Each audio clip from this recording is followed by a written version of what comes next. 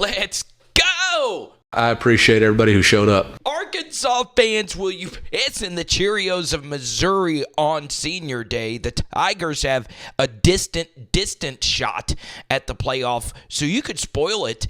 Look, this team is a team that I've actually been rooting against. I'll tell you why at the end of today's video, but we first have to start off with our scouting report. This is the strength of their team. Their offensive line is really solid, and I understand that they do not have the guy that everyone feared last year, number 7. That guy was kind of good, but Noel, number 8, is their leading back. This is actually their number 2 back, Carroll, and look, they're both seniors, right? Normally, running back rooms in the SEC aren't this old. And that's the thing about this Missouri team as a whole.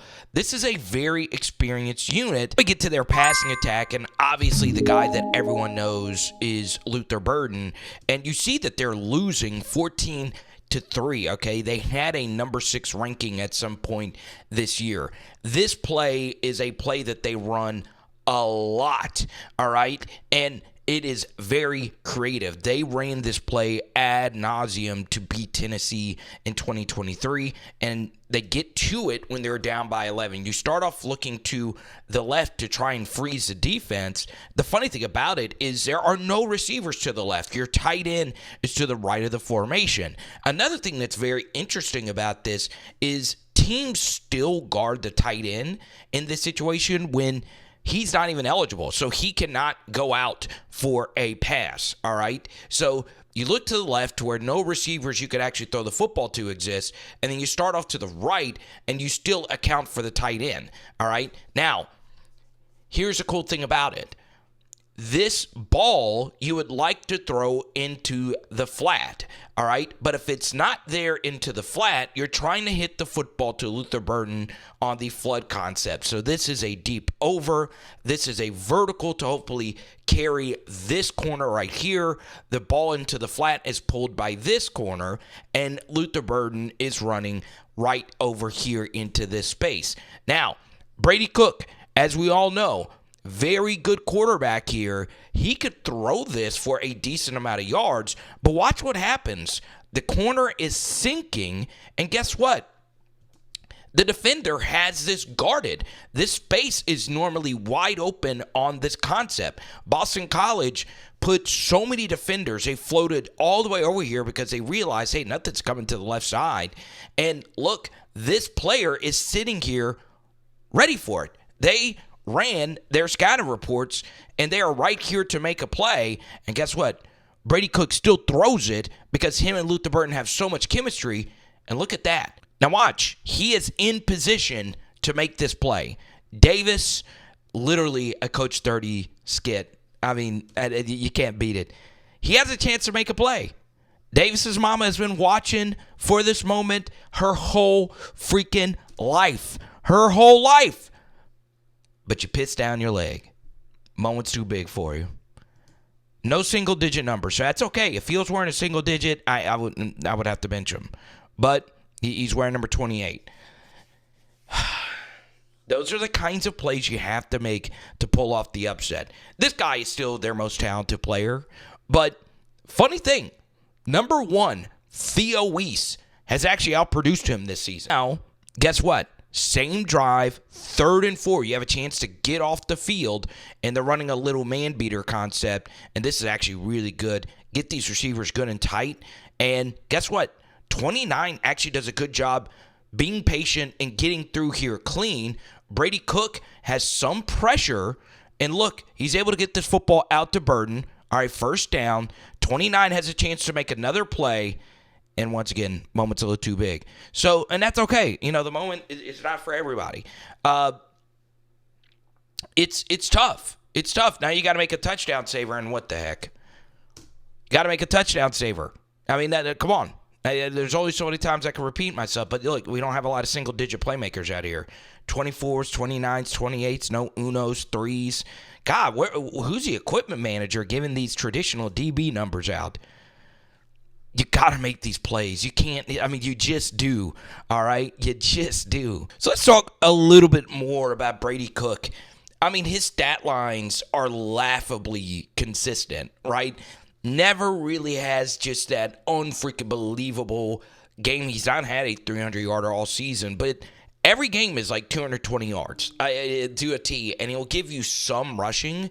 And his last two starts, once again, a lot of health issues this season, have been his best QBRs, and it's because of throws like this. Slot fade, 4th and 5, throw it up, let Luther Burden decide it, and boy, they should have won this game. Obviously, South Carolina, miraculous drive to come back and win it.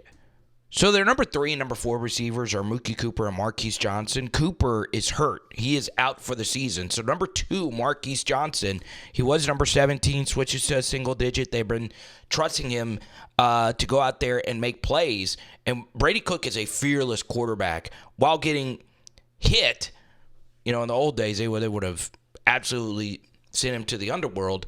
He trusts Marquise Johnson to make a play, and he does, right? Could he have kept his feet and scored? Yeah, but, man, good throw, good catch.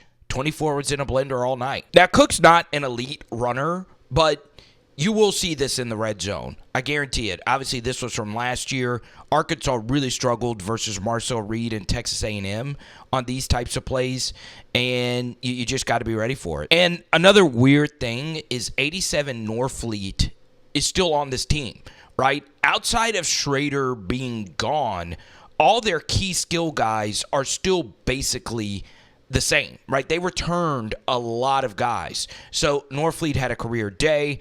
Obviously, they're just running a simple mesh concept here. And Eliah's, they know that this Arkansas defense, even this year, has struggled passing off concepts. So, obviously, Missouri, lots of pre-snap motion versus Arkansas. Pretty much all their touchdowns featured a jet motion. Outside zone, play action fake right here. And Arkansas's defense last year couldn't guard Norfleet. He's back. And both his touchdowns were wide open, okay? You just can't give the game away when you're getting these guys wide the frick open like that. All right, let's talk about the South Carolina defense. They are not a good unit. Last year, they were arguably the best SEC defense. And look, it takes plays like this for them to make plays, all right? This is just a really bad throw from Sellers. It actually I think it got tipped right here. And it was not tipped by the defensive lineman. No, actually, no, he just sailed it. And this young man right here is actually from Arkansas, Drayton Norwood. This was brought up by Kyle Sutherland in our live stream not too long ago. Now, Missouri has done an overall really good job of recruiting Arkansas. And this young man did eventually pick Texas A&M, and then he transferred to Missouri. He's also their lowest graded corner. So this is a guy that I would attack. But I'm being for real. I mean, I cannot state how bad this Missouri defense drop off. Now, once again, they had probably their most loaded unit with all the draft picks that they have, and they lost their defensive coordinator, Blake Baker. But this is another very simple flood concept, and obviously Sellers is not the best thrower, and he was late on it. And these are throws that Taylen Green could make and will have to make, and that's their number one guy, South Carolina, Simon. But what you'll see on this very next play is their number 6 guy on the screen houses it. This South Carolina defense, it kind of goes along with why I've been rooting against them this season. Their schedule was the easiest schedule per my power rankings before this season began. So defensively, they're not only been bad, bottom 3 in pretty much every SEC stat, they've also avoided all the elite SEC offenses. Okay, so you see 30 not athletic enough to make the play. You'll see on this block, he has inside leverage. You should be able to make this tackle. You have a single-digit DT. He's got a chance to make a play. He can't do it. He stops. The moment's too big for him as well. Norwood can't get off a block. Number 1 at safety, you can't have a player like this where Uno. Look at this, all right? Make them have to make plays. Here's Arkansas. I mean, they run so many different wide receiver screen variations, okay? And here you go. Start off looking to the left. run a screen right here. I mean, this Missouri defense, and this is Tennessee, by the way. This is arguably the best defense in the SEC this season.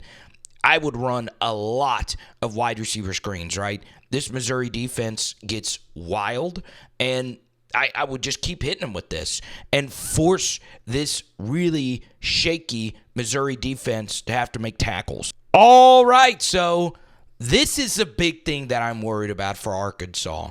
Okay, I have it in super slow-mo because I could get demonetized, but this is, if you're a lip reader, Eli Drinkwitz giving it to the Mississippi State fans. Now, why is that relevant? Getting carried off by my teammates, picking out my rock. In order to do that, we got to win this game. But will Arkansas get up for this game, right? Missouri is still playing as if they have a backdoor shot for the playoff. And Arkansas, of course, there's a lot of contract talk about bonuses and all of that. I don't know all the specific details of it, but I'm telling you, Eli Drinkwitz gets his team up to play this game, and Sam has had issues with that, right? You've seen some sleepy Thanksgiving Arkansas weekend performances. So Sam has got to have these guys locked in and loaded, and there is a piece of me that thinks Drinkwitz is in Sam's head, right? Because the coaching in this game over the past couple of seasons has not been good, and this game will be in Fairfield Field. So we got to give a prediction here. I'm a little shocked that the spread has been this, knowing that Arkansas is not playing their best football. I mean, the Louisiana Tech game, check out our film study from last week, was brutal, especially from a Taylen Green perspective. But Missouri this season is just fraudulent. I mean, like we've pointed out, a very easy schedule run out. And on top of that, their close game luck has been ridiculous. They're 4-1 in one-possession games. And when I mean one-possession games, I mean they really had no business beating the likes of a Boston College, if you will. So this is crazy for me to say. I don't think really either one of these teams are all that great.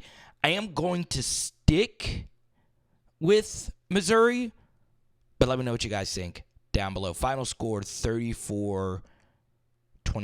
It is Power Hour SEC. Boom! Tonight, we're doing chicken.